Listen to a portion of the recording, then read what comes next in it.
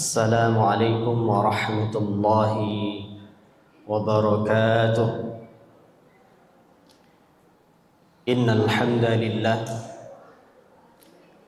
nahmaduhu wa nasta'inuhu wa nastaghfiruh wa na'udzu billahi min shururi anfusina wa min sayyiati a'malina.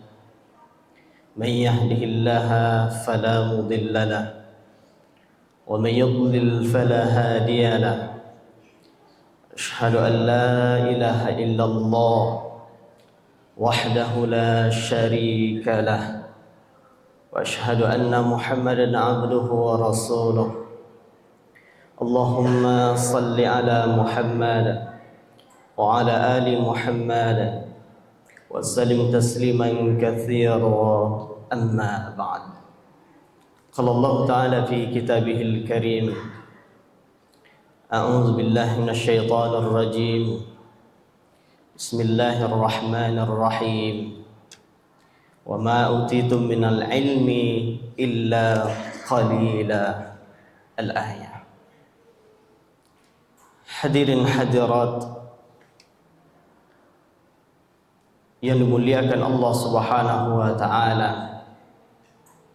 Alhamdulillah, puji syukur kita ucapkan kehadiran Allah yang maha tinggi dan maha suci atas segala limpahan rahmat dan karunia-Nya kepada kita.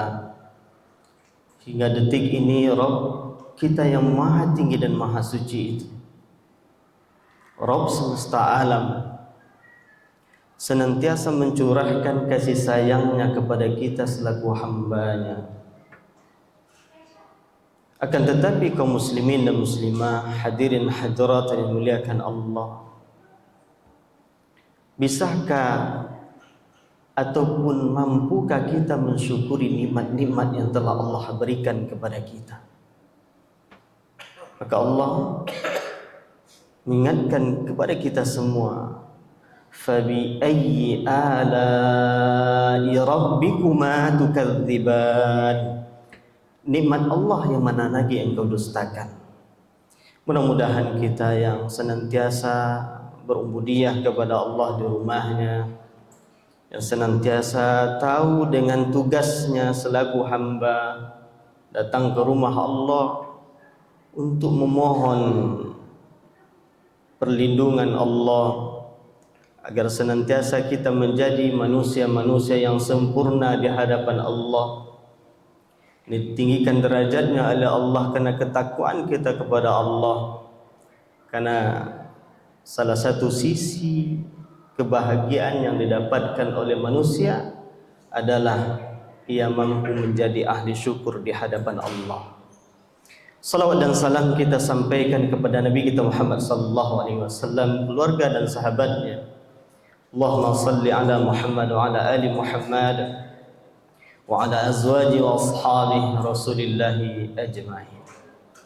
Hadirin hadirat dimuliakan Allah, ada 3 elemen penting yang harus dimiliki oleh setiap manusia selaku hamba Allah kalau menginginkan kebahagiaan dunia dan akhirat. Bukankah setiap diri manusia yang beriman kepada Allah bercita-cita ingin bahagia, ingin tentram dunia dan akhirat? Bahkan ada di antara hamba-hamba Allah mendawamkan munajat kepada Allah, Rabbana atina fid dunya hasanah wa fil akhirati hasanah wa qina adzabannar, memohon kebahagiaan dunia dan akhirat. Maka 3 elemen penting yang harus dimiliki oleh setiap manusia itu, yang pertama adalah quwwatul iman, kekuatan iman yang lahir di dalam hati mereka. Karena ini tidak bisa ditawar-tawar. Selaku manusia yang beriman kepada Allah, mesti ia betul-betul mengenal Allah yang ia sembah. Ma'rifatullah harga mati bagi dirinya. Karena setiap ujian-ujian yang menerpa kehidupannya yang akan mampu membuat diri mereka istiqomah di jalan Allah adalah al-imanu billah, beriman kepada Allah Subhanahu wa taala. Maka tugas pokok yang paling penting inilah kunci kebahagiaan itu yang pertama.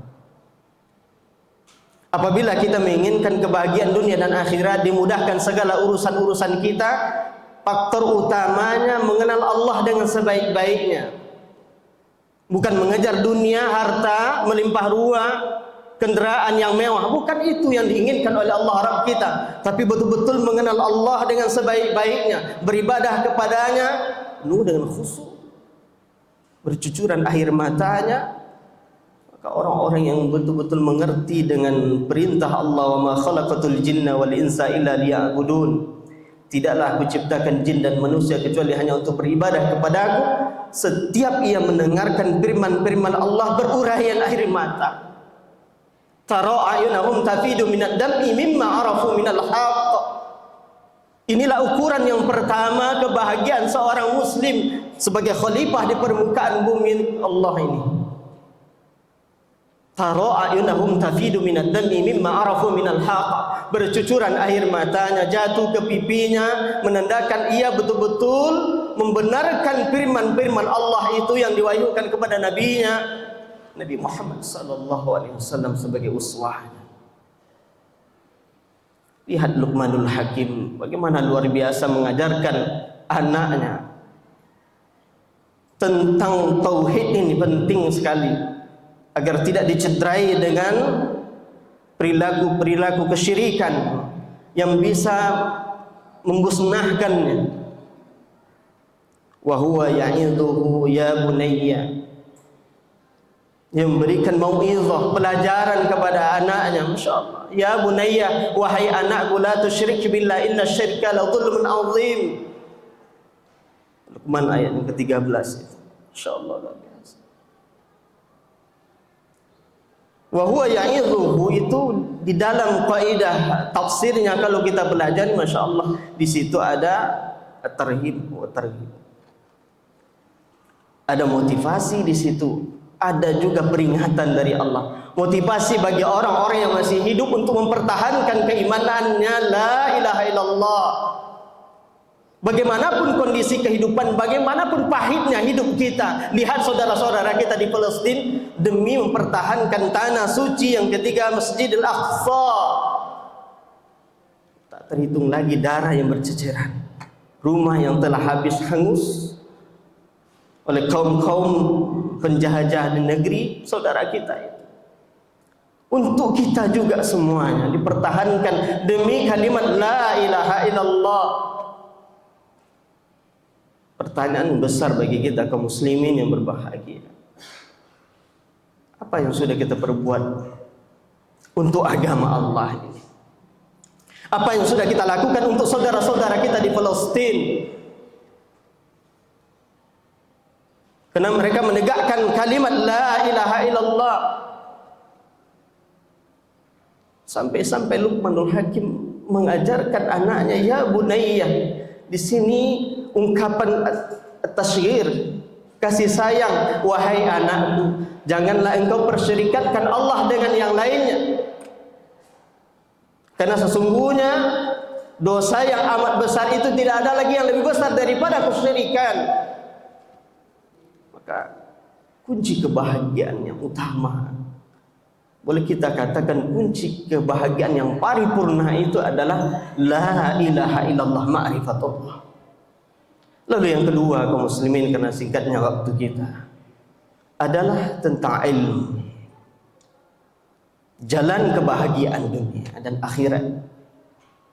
Setelah ma'rifatullah, keimanan kepada Allah, yang kedua yang mesti harus kita pahami adalah tentang ilmu yang mengandung di dalamnya al-muallim, al-mudarris, al-murabbi, al-muaddib di dalamnya. Masya Allah, luar biasa.